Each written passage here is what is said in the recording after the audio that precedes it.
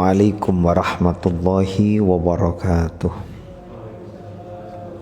Sayyidina wa maulana Muhammadin sallallahu alaihi wasallam wa ala alihi wa sahbihi ajma'in. Subhanaka la ilma lana illa ma 'allamtana innaka antas sami'ul alim wa tub 'alaina innaka antat tawwabur rahim.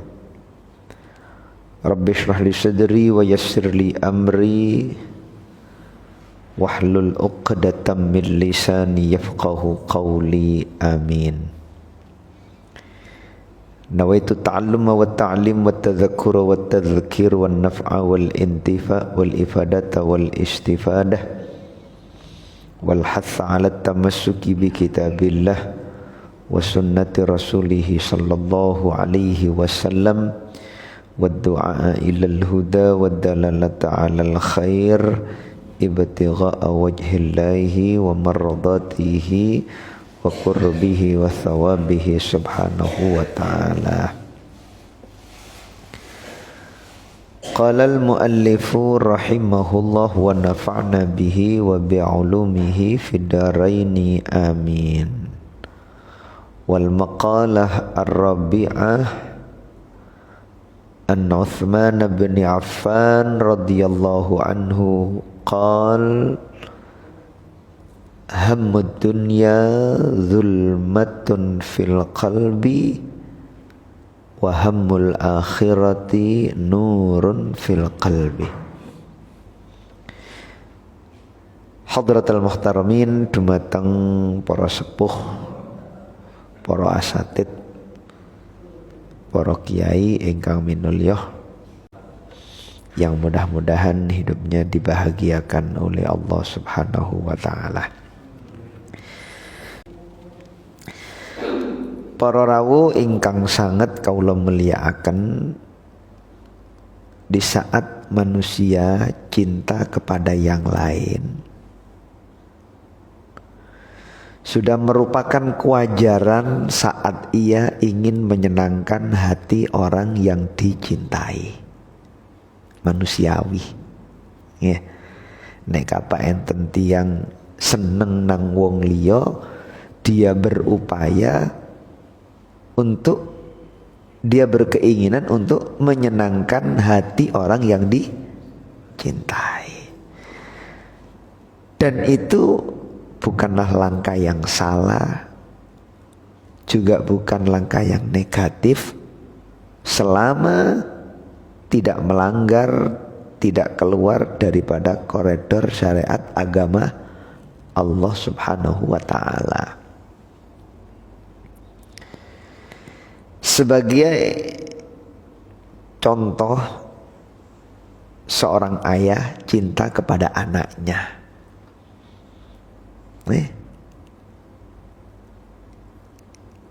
Dek pundise enten bapak gak kepingin delok anake guyu. Di mana ada orang tua tidak merasa senang saat anaknya bahagia. Sedaya tiyang sepuh kula yakin sak kereng-kerenge wong tua mesti seneng atine nek kapak ketok anake seneng.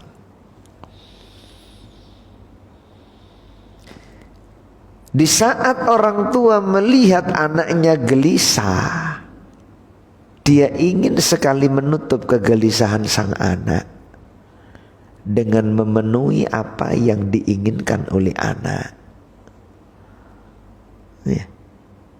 Ketok anak kok meneng ijenan, kok gak aktif, lungguh di pinggir napa niki tembok,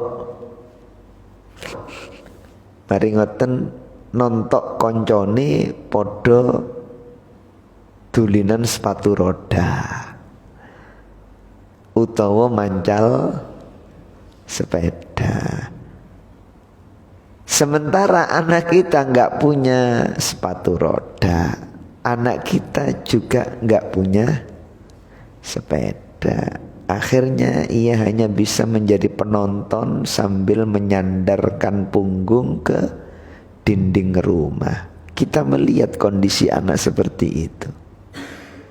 Saya yakin gak satupun orang tua yang gak prihatin saat melihat kondisi anak seperti ini.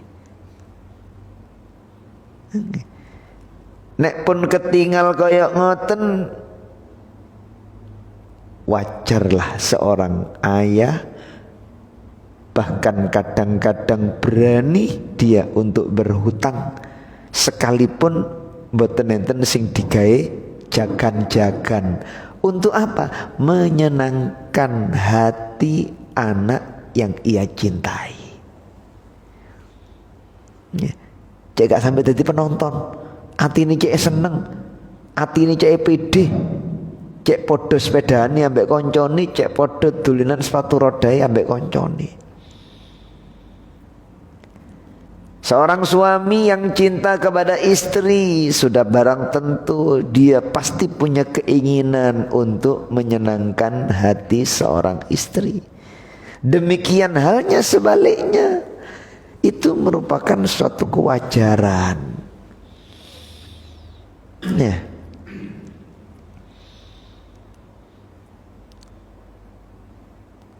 Itu di saat manusia cinta dengan manusia. Beda halnya di saat Allah Subhanahu wa ta'ala cinta kepada manusia. Nek menungso cinta marang menungso, dia punya keinginan untuk menyenangkan hati orang yang ia cintai. Tapi di saat Allah cinta kepada hambanya, mboten malah dimanja hamba yang dicintai sama Allah nih. Malah diberi ujian oleh Allah Subhanahu wa ta'ala. Kadang-kadang ujiannya gak henti-henti. Nek menungso, dicintai menungso enak, dimanja, dituruti, nedone mboten purun di kaki 5, paling mboten restoran, sing loman. Nih, nek sing mboten loman, bungkusan. Pokok berusaha nyenengaken, nggih, sesuai dengan kantong. Menungso dicintai menungso, dimanja, seneng. Tapi ketika menungso dicintai Gusti Allah, harus siap menerima bala, harus siap menerima ujian. Itulah tata cara Allah saat mencintai seorang hamba. Pun salah persepsi, kayak dini omongane wong munafik yang digambarkan oleh Allah dalam Al-Qur'an. Nek dimuliakno ambek pangeran merasa dirinya dimanja, nek diuji ambek pangeran merasa dirinya dicampakkan. Boten, keliru. Nih. Fa ammal insanu idza mabtalahu laniku. Karena itu Al-Imam Al-Qurtubi radhiyallahu anhu rahmatullahi ta'ala alaih, ulama ahli tafsir, Imam Al-Qurtubi, beliau mengatakan ahabballahu ta'ala ayyabtaliya asfiya'ahu.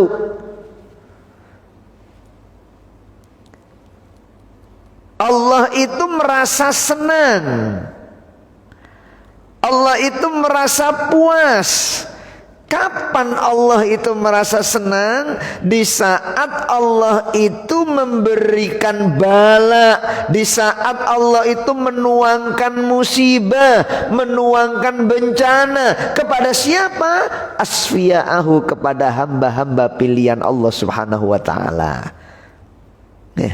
Niku nalikane Gusti Allah cinta. Nek Gusti Allah cinta kepada hamba pilihannya, Allah pasti memberikan bala. Nek kula jenengan cinta marang anak dituruti, njaluk sepeda dituruti, njaluk sepatu roda dituruti, njaluk duit dituruti, njaluk apa dituruti, asalkan ada. Karepe cek seneng. Tapi Allah mboten. Malah tambah disontei balak kali Allah Subhanahu wa taala.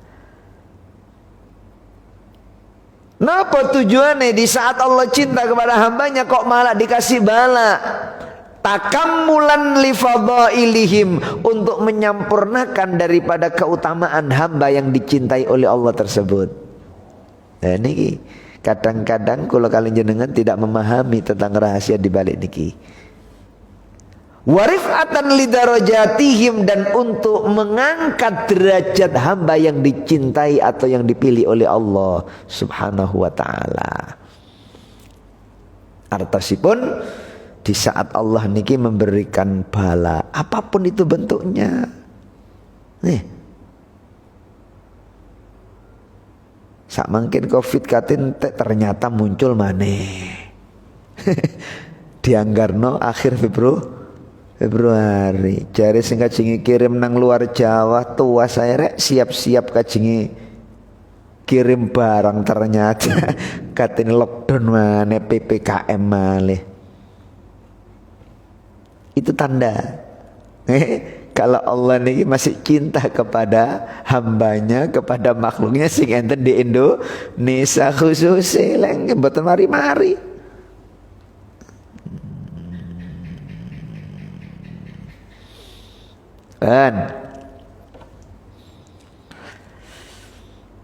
Napa tujuannya nika wau?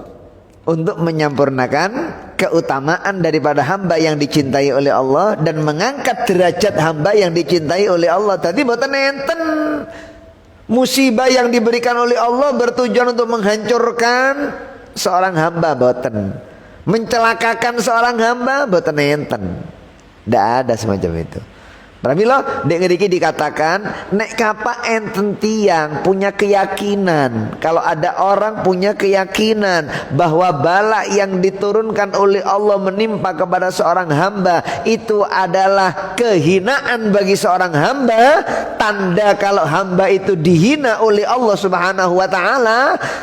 Tiang sing punya keyakinan kayak ngoten menunjukkan zahaba lubbuh, orang yang kehilangan akal sehatnya. Subhanallah. Pun sampai suudzon, jangan sampai berburuk sangka kepada Allah. Ketika Allah memberikan bala, jangan sampai berburuk sangka. Oh berarti aku dihinakan oleh Allah. Boten. Nek kapa enten tiang punya keyakinan bala diturunkan oleh Allah kepada seorang hamba adalah merupakan kehinaan Allah kepada hamba tersebut, faqad dzahaba lubbuh, hilang akal sehatnya, wa amiya qalbu, buta mata hatinya. Napa kok dianggap tiang yang buta mata hatinya? Ketika ia punya anggapan bahwa orang yang diuji oleh Allah adalah orang yang dihina oleh Allah. Orang yang ditimpa musibah oleh Allah adalah orang yang dihina oleh Allah. Orang yang dikasih bencana oleh Allah adalah orang yang dihina oleh Allah. Bukan. Itu bukan dihina. Nek kapak menganggap itu adalah hinaan dari Allah, berarti dia kehilangan akal sehat dan buta mata hatinya. Mengapa dikatakan buta mata hatinya? Mengapa dikatakan hilang akal sehatnya? Karena tidak sedikit orang-orang yang punya derajat yang tinggi, semuanya melewati yang namanya bala dan musibah.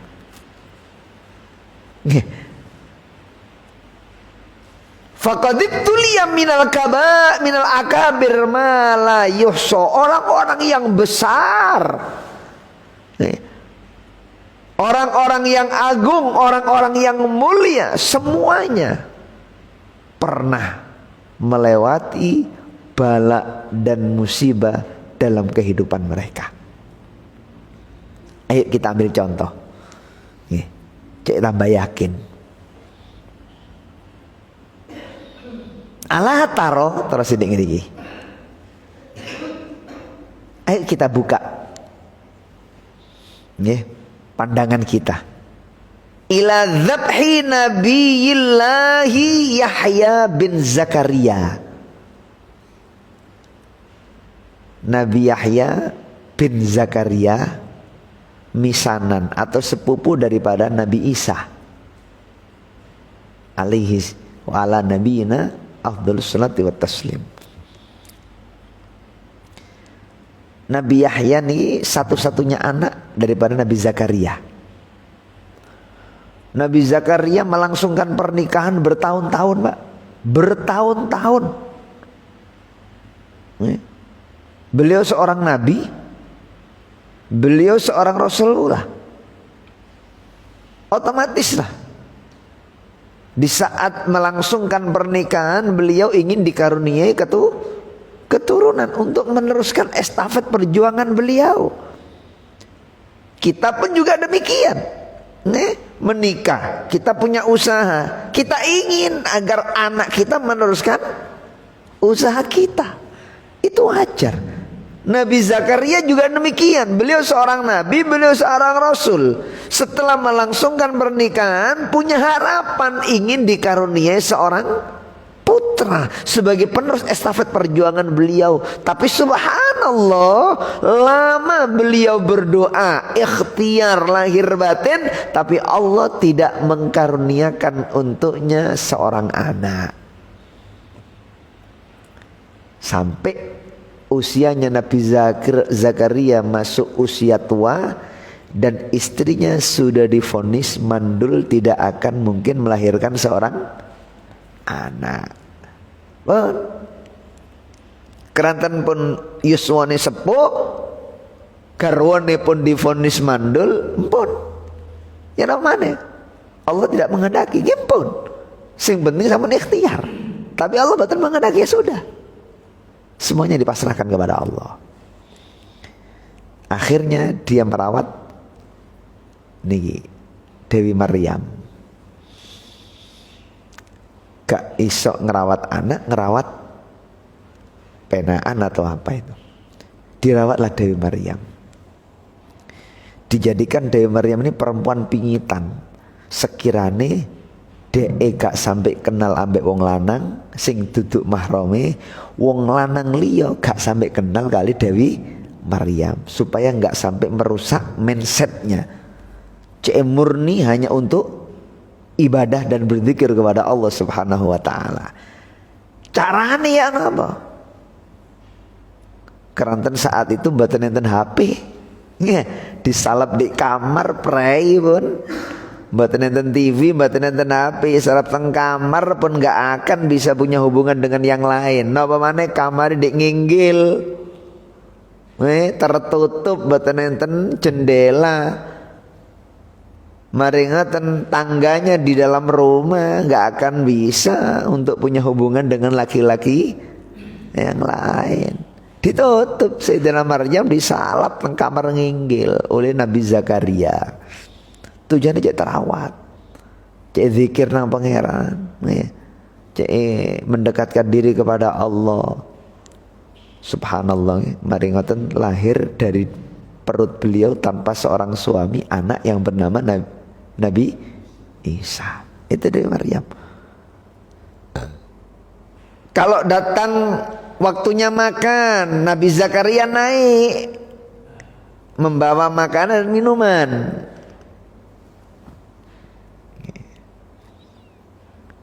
Siang, pagi, siang, malam, naik turun. Kersane sampai kekurangan makan. Suatu saat ketika Nabi Zakaria ala nabiyina wa alaihi afdhalus salatu wa taslim ingin memberikan makanan, mengirim makanan untuk Dewi Maryam yang ada di atas, yang saat itu lagi kholwat, lagi ibadah kepada Allah. Tiba-tiba Nabi Zakaria ini dikejutkan dengan kondisi yang gak masuk akal. Begitu dibuka pintunya, ternyata di dalam kamar Dewi Maryam ini sudah tersedia makanan. Makanan gak sedikit, prasmanan. Di dalam makanan prasmanan tersebut ternyata makanan itu hanya ada di musim kemarau, di musim panas. Padahal saat itu musim dingin. Demikian hanya ketika musim dingin, ketika musim panas, Nabi Zakaria menemukan prasmanan yang isi prasmanan tersebut adalah makanan buah-buahan yang hanya ada di musim dingin. Aneh. Terus Nabi Zakaria, awakmu iki lho tak singit-singit no cekak karena lambek wong lanang liya cekak karena sampeyan, tak dekek ndek ndukur loteng tanggae, tak dekek ndek jero omah. Malah kok ono sing ngirim paketan toko Shopee.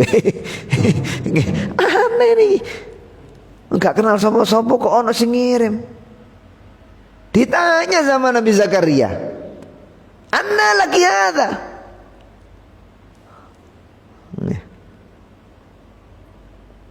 Ya nama terus Quran ini. Bismillahirrahmanirrahim.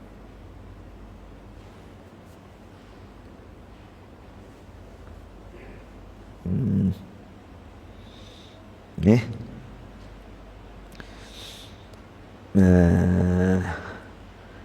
Astaghfirullahaladzim.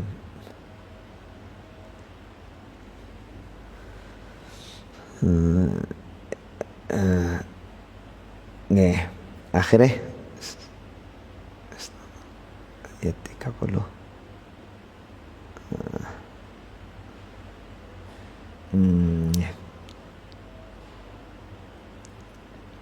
Niki fataqabbalaha rabbuha biqawmin hasanin mambatan hasanah kullama dakhala Zakaria lah niki kullama dakhala 'alaiha Zakaria al-mihrab wajada indaha rizqa. Setiap kali Nabi Zakaria masuk ke tempat ibadahnya Dewi Maryam, Nabi Zakaria niki menemukan makanan di sisi Dewi Maryam. Akhirnya beliau bertanya, Nabi Zakaria berkata, "Ya Maryam, wahai Maryam, anna laki hadza?" Dari mana kau dapatkan prasmanan makanan ini? Ya Nabi, jawab Dewi Maryam, qalat, tanpa ragu dan bimbang. Dewi Maryam mengatakan, "Huwa min indillah." Makanan yang kau lihat ini semuanya min indillah, dari sisi Allah subhanahu wa ta'ala. Innallaha yarzuqu mayyasha'u bighairi hisab. Sesungguhnya Allah mengkaruniakan rizki terhadap orang yang dikehendaki oleh Allah bighairi hisab, tanpa perhitungan. Ternyata Al-Quran telah menceritakan tentang adanya karomah. Selain mujizat yang dimiliki oleh para nabi dan para rasul, Al-Quran pun menceritakan adanya karomah bagi orang-orang yang dekat dengan Allah subhanahu wa ta'ala. Sinten Dewi Maryam, seorang nabi, mboten enten nabi wedok.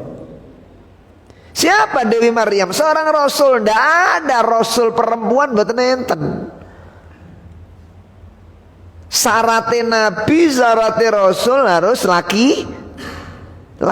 Di samping manusia harus laki-laki dan merdeka. Dewi Maryam oleh menungsoni, Dewi Maryam oleh merdekai, tapi bukan laki-laki. Jadi nggak mungkin Dewi Maryam itu nabi, nggak mungkin. Nggak mungkin Dewi Maryam itu rasul, nggak mungkin. Tapi kok sakit menerima makanan dari Allah subhanahu wa ta'ala? Itu bukan mujizat, itu namanya karomah. Ada karomah dalam Al-Quran. Akhirnya Ketika beliau menjawab, qalat huwa min indillah. Nabi Zakaria, daharan sing panjenengan lihat ini semuanya datang dari Allah Subhanahu wa taala. Sesungguhnya Allah mengkaruniakan rizki kepada hamba yang Allah kehendaki bi ghairi hisab, tanpa perhitungan. Ningali kaya ngoten iki wong wedok duwe keramat. Nggih. Nek kapak wong wedok iki duwe keramat, berarti tempat yang dipakai ibadah adalah tempat yang menjadi pusat perhatian Allah Subhanahu wa taala. Nih. Soalnya apa? Mudune daran di tempat tersebut, berarti tempat tersebut adalah tempat yang diistimewakan oleh Allah. Akhirnya ya karena Nabi Zakaria tahu kalau tempat itu adalah tempat yang diistimewakan oleh Allah, karena di situ diturunkan makanan dari surga untuk Nabi Maryam.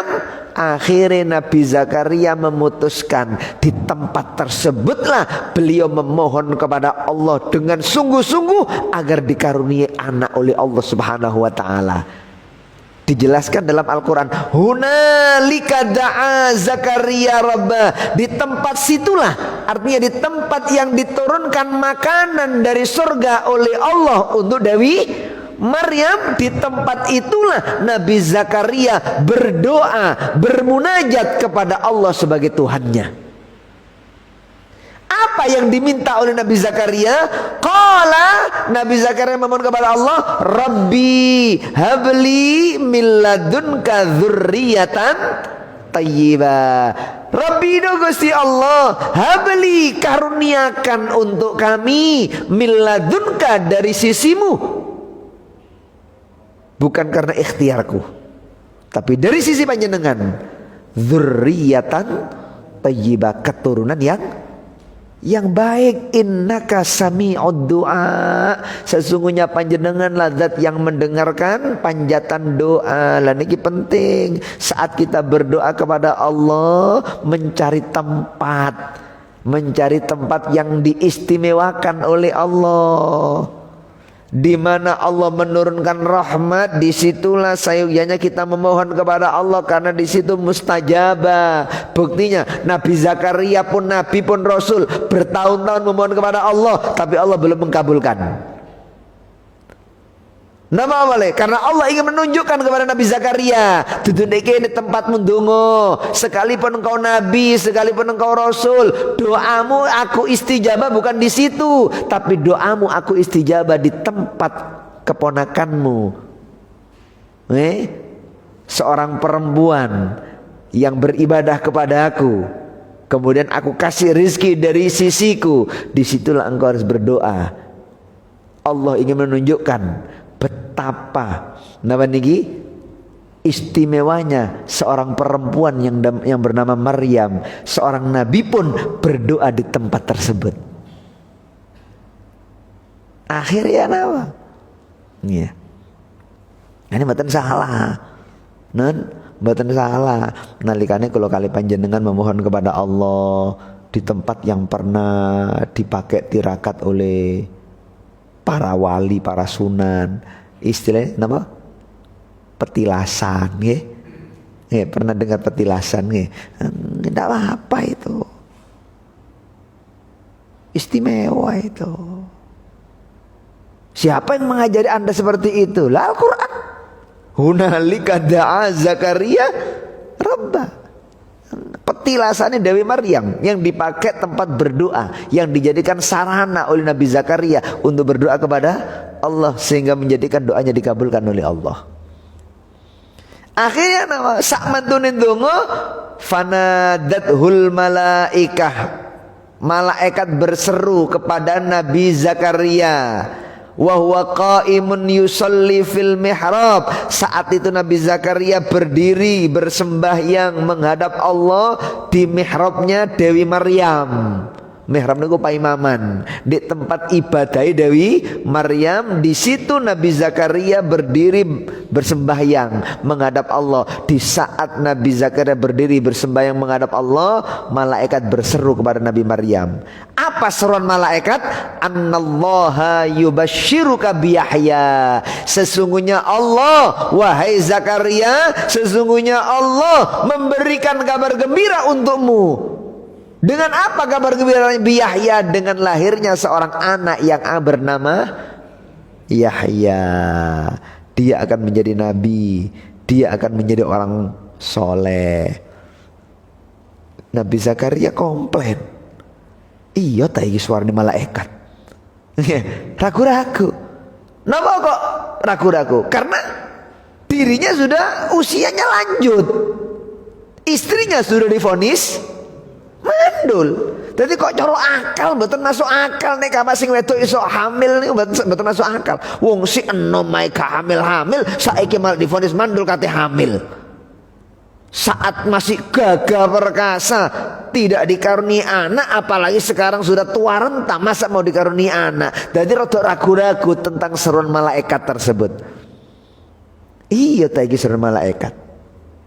Akhirnya anak bertanya kepada Allah. Qala Nabi Zakaria, Rabbi anna yakunu li ghulam wa qad balaghani al-kibaru minal wa imraati aqir. Gusti, mosok nggih Gusti kula niki kajeng gadah yuga. Niku bahasa kula nyenengan. Rabbi anna yakunu li ghulam. Masa enggak Gusti kula niki kajeng gadah yuga wa qad balaghani al-kibar, sedangkan kula sampun usiae tua, kibar tua. Wa mraati akhir, sedangkan istri kula pun divonis mandul. Akhir itu mandul. Qal, Gusti Allah menjawab, kadzalikallahu yaf'alu ma yasha. Ya ngono iku nek Pak Gusti Allah kersa.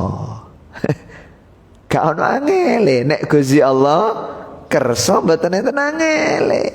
Jare dokter bojomu mandul. Tapi nek aku kersa dadi perasaanmu awakmu iki mang tuwa gawe duwe anak. Tapi nek Gusti Allah kersa pasti punya. Sak jeneng-jenenge dijenengaken kali Gusti Allah. Jenis kelaminnya belum ada tanda kehamilan, sudah ditentukan akan hamil seorang laki-laki yang bernama Yahya, yang akan menjadi orang soleh dan menjadi nabi. Lampuna, non cek jangkepe Gusti Allah le buka niki ya, leng anna lagi ada kalau min indillah innallaha nama mari kata apa? Kadzalika Allahu yaf'alu ma yasha. Lahir seorang Nabi Yahya. Tapi saat dari lahir, napa tandane Gusti nek kapak kula ning gadah yuga? Nggih ya. Napa tandane Gusti nek kapak kula gadah yuga? Ya mungkin, wallahu alam, mungkin waktu ini hubungannya pun rodok gak patek. Sampai beliau bertanya, napa tandane Gusti nek kapak kula niki gadah yuga? Akhirnya napa? Qala, Gusti Allah jawab, ayatuka alla tukalliman nasa salasata ayyam. Tandane nek kapa awakmu katin duwe putra jenenge Yahya, kate dadi wong saleh lan nabi, Anda jangan sampai berbicara dengan manusia selama 3 hari. Ya. Nek kuat gak ngomong nang padha menungsone selama 3 dino, hanya cuma dipakai berzikir kepada Allah. Ketika ditanya, nek iya ya mantuk, nek ndak ya gedeg-gedeg. Nek ngoten tok isyarah. Nggih. Napa? Salah satu ayamin illa ramza. Kecuali pakai bahasa isyarah. Ramza, rumus pakai bahasa isyarah. Mari ngoten. Pertama, ojo sampai ngomong ambek padha menungsone selama 3 dino. Gayen waktu 3 dino iku mah omongan ambek aku tok zikir kepadaku. Nek ambek menungso cukup isyarah. Iya mantuk ndak godhek-godhek. Nomor 2, Wadhkur rabbaka katsira. Perbanyaklah untuk berzikir kepada Tuhanmu Allah Subhanahu wa taala. Nomor 3, wasabbih bil asyi wal ibkar. Bertasbihlah, sucikanlah Allah bil asyi di waktu sore, wal ibkar dari waktu pagi. Iku tandane. Gak usah ngomong ambek padha menungso sing akeh dikire marang Gusti Allah dan membaca tasbih di pagi dan di petang dan pagi hari. Temenan dilampahi, boten lido hamil putrane hamil garwane, lahirlah Nabi Yahya. Ketika Nabi Yahya niki lahir, tumbuh dewasa, tanda-tanda kenabian pun enten.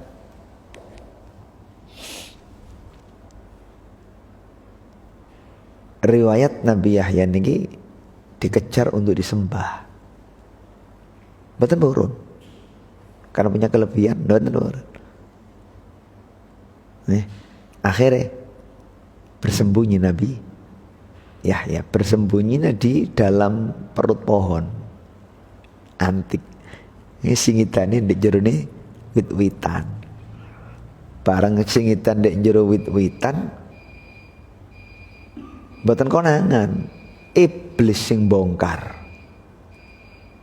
Delok Yahya. Iya. Iku nek jero wit. Mosok mungkin menungso sing edan ndek jero wit. Nek gak percaya delok niku buktine. Gamise ana sing durung mlebu. Ditinggal yo nggih sing lembre gamise. Sing enten ning jabone wit. Gak lido. Yakin nek kapak niki gamise Nabi Yahya digergaji bro. Seorang nabi, seorang rasul, satu-satunya anak Nabi Zakaria, suwe mboten gak ada yuga ternyata digergaji kali orang-orang kafir.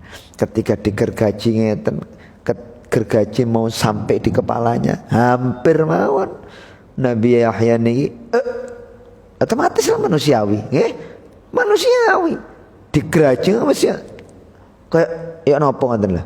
Artinya kayak menolak takdir pengiran, kok gak sabar ngoten. Sampai ngeten. Tapi akhirnya wurung, dijaga oleh Allah. Ada riwayat mengatakan Allah memberi wahyu, kok umpamane saat itu Nabi Zakaria komplain nama ngeten tok niku lah. Ketika gergaji sampai di atas kepalanya, niscaya akan dicabut kenabian dan kerasulan Nabi Yahya. Soalnya kau oleh kudu, masya Allah, kudu tatak, kudu kuat, kudu saat menerima ujian dari Allah Subhanahu wa taala. Niki lho, seorang nabi, seorang rasul yang diharapkan oleh ayahnya untuk menjadi penerus estafet ayahnya, tapi ternyata wafat digergaji. Ujian dari Allah Subhanahu wa taala. Bukan cuma Nabi Yahya, banyak cerita. Di antara nih sinten mana ini? Imam Abu Hanifah, Imam mazhab 4. Yang pertama Imam Abu Hanifah. Imam Abu Hanifah dipukul, dimasukkan di penjara, bahkan beliau wafat di dalam penjara. Bala musibah menimpa kepada imam mazhab niki, guru Imam Malik. Mari ngaten. Sebelum Imam Abu Hanifah, Sayyidina Umar wafat dalam keadaan sholat subuh. Ketika jadi imam, anak panah dari depan, dari belakang, 70 anak panah lebih mancep. Baru mboten kuat, wafat. Napa mboten ujian dugi pangeran? Anak panah 70 Pak mancep. Tapi mboten semaput, mboten gelundung, bertahan untuk sholat. Kula jenengan ojo anak panah Pak, menje mawon kejal-kejal gak karu-karuan nggih. Cecek menja apa maneh curut Masya Allah. Burung sembayang kan? Enggak jawab waktu sembayang ngeten iki ana tikus liwat mlebu sarung. Apaan? Cimbrak-cimbrak temenanan. Allah. Temenan bro. Niki anak panah bayangkan. 70 enggak kurang. Depan belakang. Baru kat delasar. Sayyidina Utsman sama dalam sholat. Sayyidina Ali sama. Putra daripada Sayyidina Ali, Sayyidina Husain. Nggih, dipotong niki kepalae. Dijadikan bola di Karbala nih. Hanya untuk mendamaikan dua kelompok yang besar yang akan bertarung. Fitnah. Akhirnya Sayyidina Husain rela meredup fitnah tersebut dengan mengorbankan jiwanya. Dipotong. Tembel bal-balan Sayyidina Husain. Padahal Sayyidina Husain nate jaran-jaranan di atas punggung Rasulullah sallallahu alaihi wasallam. Ketika Sayyidina Husain iki numpak jaran-jaranan Kanjeng Nabi, jari Sayyidina Umar ngeten. Nikmal markubah wah api-api kendaraan yo iki Sayyidina Husain numpak kendaraan sing apik iki. Nen di atas buruk, di atas segala-galanya wong punggungnya Gusti Kanjeng Nabi mana ada. Ya. Dunia dan seisinya kalah dengan nilai punggung Rasulullah. Semuanya niki al-kaunu isyarah. Kabeh iki jangkep-jangkepan. Tujuan diciptakan semua alam Kanjeng Nabi. Al-kaunu isyarah wa antal maksud. Sing dadi maksud tujuan Kanjeng Nabi. Nek kabeh niki pelengkap mawon. Makanya istimewa. Jadi Sayyidina Umar, waduh rek api-api kendaraan sing ditumpak Sayyidina Husain ya iki Kanjeng Nabi. Cari Kanjeng Nabi boten. Kanjeng Nabi kepirang Sayyidina Umar ngelem awake ngoten. Kanjeng Nabi kepirang akhir dijawab ngoten Kanjeng Nabi. Ndak nikmar raqib hadza. Istimewane penunggang kuda ya iki Sayyidina Husain. Bukan aku kendaraan sing istimewa tapi napa sing numpak iki lho istimewa menungso ni lho ngoten niku lho wafat di penggal perahu. Dipotong lehernya, dijadikan bola. Sampai dioyong-oyong ngalor ngidul. Ditaruh di pun ini kalau nanti mau cerita ini mengeluarkan darah. Darah ini terus mengalir sampai sekar-sekar. Ditutupi. Subhanallah. Cek tadi bukti besok kalau dia itu pembantai cucu Rasulullah sallallahu alaihi wasallam niku. Nggih. Sayyidina Imam Malik mantan Imam Hanifah, Imam Malik ya, imam sing dari kota Madinah. Itu pun juga mengalami hal yang sama. Ya napa? Digepuk, diseret kedua tangannya. Sampai ugel-ugelane tangan ini terputus dari pundaknya. Pergelangan ini, sendi-sendinya tangan ini terputus dari pundak karo-karo nih. Imam Malik, imam guru Imam Syafi'i, wafatnya kayak ngoten. Imam Ahmad bin Hambal, santrine Imam Syafi'i, digepuk sampai semaput, diiris dagingnya dalam kondisi masih hidup. Bala. Itulah itulah gayanya Allah di saat mencintai seorang hamba. Benten nek menungso saat dicintai menungso mesti dimanja. Tapi ketika Allah cinta kepada hambanya, nggak ada kata-kata manja. Soalnya di dunia bukan waktunya untuk dimanja. Sing enten ujian, diuji. Tapi ingat, ujian tidak untuk menghancurkan. Makanya dalam hadis Nabi Muhammad sallallahu alaihi wasallam mengatakan, yawaddu alul afiyah yaumal qiyamah anna juludahum kuridat bil maqarid. Orang-orang yang sehat saat di dunia, kayak ngeten niki, orang-orang yang sehat saat di dunia, kelak yaumal qiyamah mereka berharap kepada Allah Subhanahu wa taala agar kulit mereka dikelupas menggunakan gunting. Loh, kok cek nekate? di akhirat. Berharap supaya kulitnya dikelupas menggunakan gunting. Nama boleh? Karena mereka iri saat melihat orang-orang yang menerima bala dan musibah dari Allah saat di dunia, betapa hebatnya mereka mendapatkan karunia pahala yang besar dari Allah. Ya Allah, istimewa rek wong iku. Biyen di dunyane melas kaya ngono, ternyata lho ya di akhirat ganjar gedekno karo Gusti Allah. Akhirnya orang-orang yang sehat saat di dunia, mereka berharap di yaumul qiyamah untuk dikelupas kulit mereka agar mendapatkan pahala seperti yang didapatkan oleh orang yang mendapatkan musibah saat di dunia. Gantian istimewa. Sampai dikatakan umpamanya gak ada musibah, kebanyakan manusia datang menghadap Allah di alam akhirat akan menjadi bangkrut. Nama malah gak ada yang dapat menghapus dosa-dosanya karena mereka gak pernah diuji sama Allah. Ujian itu hikmah pertama adalah menghapus dosa yang pernah dilakukan agar ia saat pulang kepada Allah dalam keadaan sudah bersih. Tapi nek mboten enten bala, kuwabe menungso bakal bangkrut, soalnya nggak ada yang bisa menghapus akan perbuatan salah dan dosanya, sebab dia nggak pernah mengalami musibah dan bencana. Kalau wow, para rawuh ingkang sangat kalau muliakan, ulama berbeda pendapat.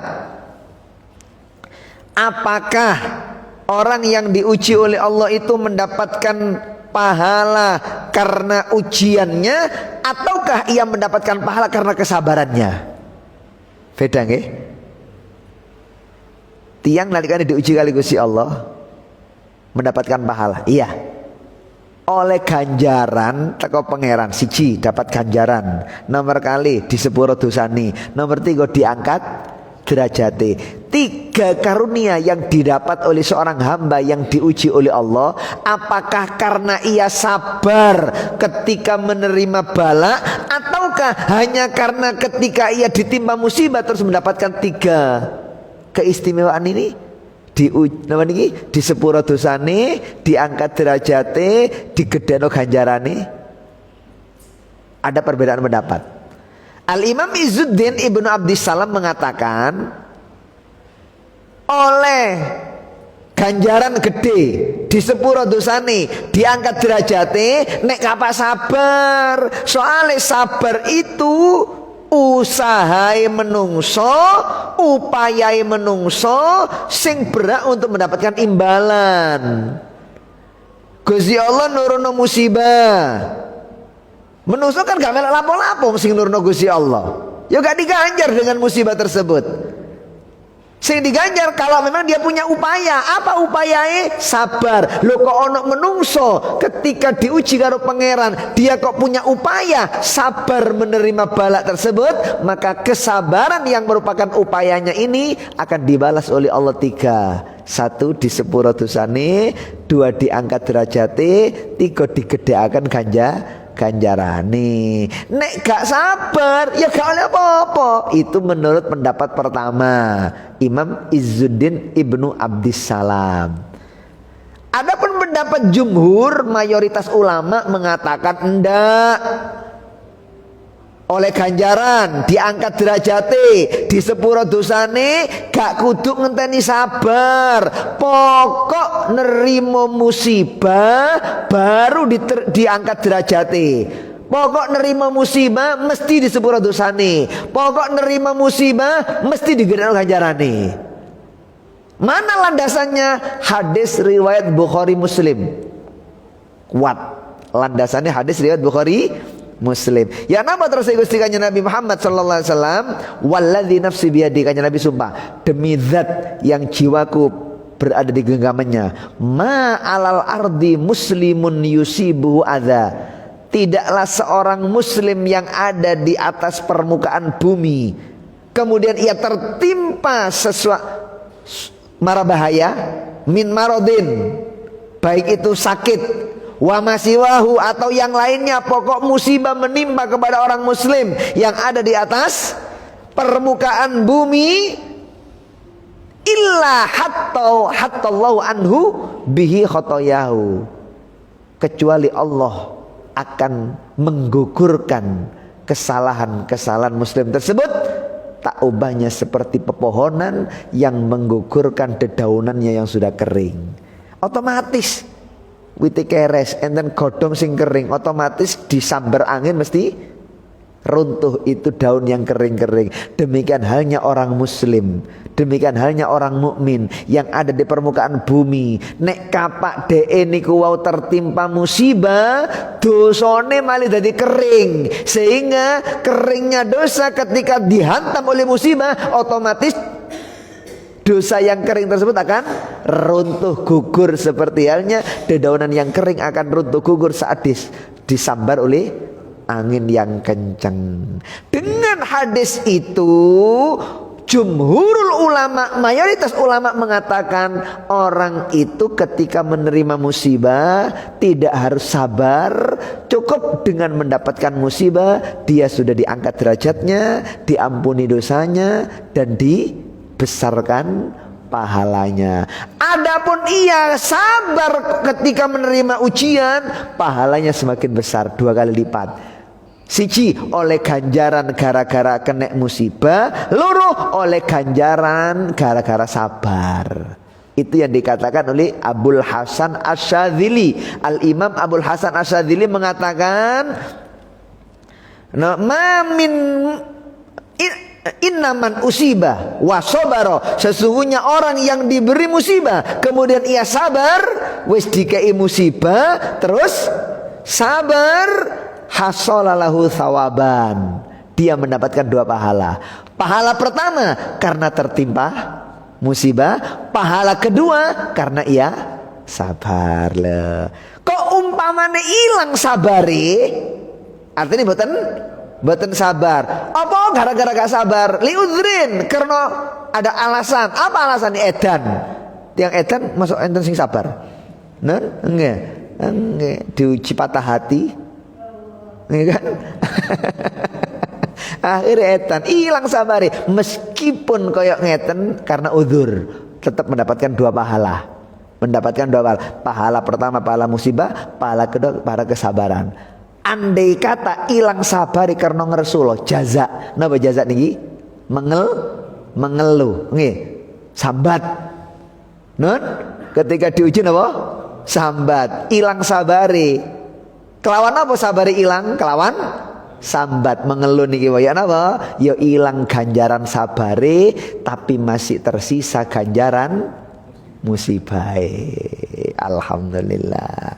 Dengan ini berarti kalau kali panjenengan, masya Allah, dengan semakin bertambahnya pengetahuan kita, maka kita semakin dewasa menyikapi orang yang terkena musibah. Oh iki ngersolo, gak apa-apa jar, ngersolo pancen tingkatane sakmono agamane. Oh iki gak ngersolo, gak apa-apa, padha bener ya wis. Sing ngersolo ya bener oleh ganjaran siji gara-gara musibahe, sing gak ngersolo ya bener ya api oleh ganjaran loro karena sabar dan musibahe. Masing-masing sesuai dengan taraf keimanannya. Kalau jenengan yang berilmu bisa menyikapi, ojo wis sumpek histeris diulo-ilono karo ganjaran lho tambah sumpek. Nah, udah wis sumpek ojo dipaido tambah.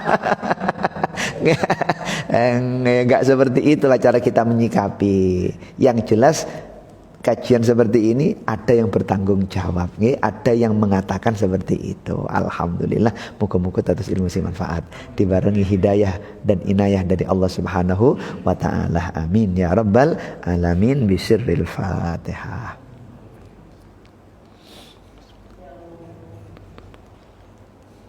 Para rawuh ingkang sangat kaula muliaken, enten sing perlu ditangletaken napa cekap?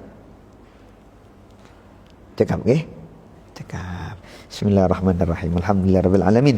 Hamdan yuafi ni'amahu yukafi mazid. Allahumma shalli wa sallim ala sayyidina Muhammad walhamdulillahirabbil alamin. Rabbana taqabbal minna innaka antas samiul alim. Tub alaina innaka antat tawwabur rahim. Allahumma inna nas'aluka ilman nafi'ah wa qalban khashi'ah wa lisanan dzakirah wa amalan salihan mutaqabbalah wa rizqan halalan thayyiban mubarakan min kulli jihatin min khazain ghaibika bighairi minnatin makhluqin ya ya Rabbu ya Rahim ya Arhamar Rahimin. Wa sallallahu ala sayyidina Muhammad wa ala alihi wa sahbihi wasallam walhamdulillahi rabbil alamin. Kurang lebihnya mohon maaf yang sebesar-besarnya. Hadanallahu wa iyyakum ila shiratal mustaqim. Wassalamualaikum warahmatullahi wabarakatuh.